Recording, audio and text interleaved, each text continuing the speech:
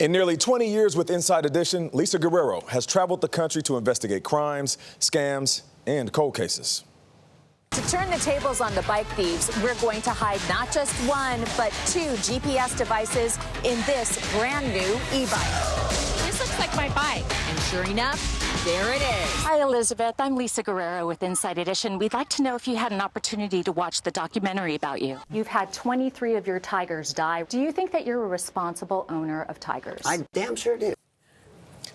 Now Guerrero takes us inside her career in her new memoir, Warrior, My Path to Being Brave. In the book, she details the nearly 10 years she spent as a sports reporter and the scrutiny and harassment she says she faced as a woman in the industry.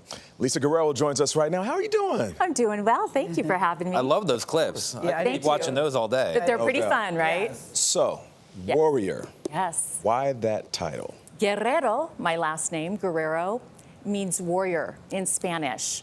When I was little, my mother was diagnosed with lymphoma when I was 8 and she was 29 years old. Before she died, she was a Chilean immigrant. Before she died, she pulled me aside and she said, "Never forget, Lisa, your last name, Guerrero, means warrior. You were born to fight." Wow. She passed away a month later. Wow. But at 8 years old, I didn't know what to do with that. I mean, what does that mean? You were born to fight. Yeah. And you know, what does the heritage mean? What is that connection, the warrior in you? And it wasn't until really decades later that I discovered what I was meant to do, and that's to fight for others. And I'm doing that right now on Inside Edition as an investigative Your correspondent. producer calls you a victim's avenger. A victim's avenger. But you've been fighting for others for a long time, starting with your little brother. Your brother, his lunchbox was stolen. You went and you beat up the person. And your dad had to talk with you. I love your dad, by the way. Your dad had to talk with you. Violence is not the answer. And you said, well, sometimes a strong right hook actually works. And you were a shy, quiet kid. They called you Q-tip, not a compliment. Right. But I want to talk about your career as a sports person. Another reason why I love your dad is because when you went through all of this, horrible things were said to you, horrible things were done to you, and you thought your career was over. And your dad said, there's a whole part of the country that doesn't even know this about you. And I said, yeah, Dad, that's me. I knew nothing about your sports life, Lisa. So I'm so glad that you wrote this book. Can you just give a brief TikTok about the things that happened to you that were so egregious that you look back on it now and you go, how did I accept that? After my mom died, I connected with my dad through the language of sports. So you knew your stuff. I knew my sports. I wanted to be a sports reporter. I started at CBS 2 in Los Angeles as a local sports reporter, and there were very few women like me at the time in the 90s. And so I quickly went from local to regional to national. But what I noticed along the way was that I was constantly being marginalized or judged simply by what I looked like or what the labels were that people put on me back then. Former cheerleader, model, bimbo. And it was really difficult for me to be able to try to push those labels off of me. I absorbed that negativity like a sponge back then. But you had applied for a job, and you're wearing a nice sports outfit or a blazer like everybody else. But then you go there, and what do they have for you to wear? I had auditioned to be a co-host of a sports trivia game show. I wore a suit. I got the job.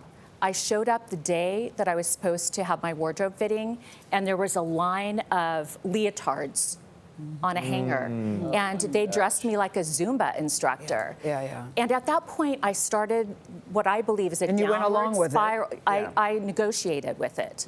I said, okay, if I do this, I get a national show, and I can prove I know sports. And so that was the dance that I did for many years, was I started to negotiate and compromise. So this book is really a love letter and a cautionary tale to young women about be careful what you choose to compromise about yourself. It's okay to be an NFL cheerleader, it's okay to be a model, but don't let people put you in that box. You choose who you are. You take your pain and you turn that into power. Lisa, you suffered a miscarriage on the air and didn't say anything. Right. Because you felt you had to do that. Why? I was on Monday Night Football at the time, and I was under a great deal of scrutiny. I was being criticized in the media. I had a boss that was verbally abusive to me, and I really let all that negativity physically and emotionally damage me to the point where late in the season, I started to have a miscarriage, and instead of immediately saying, I need to go to the hospital, I need to leave, I was so worried about being fired that I soldiered on. I plastered a smile on my face.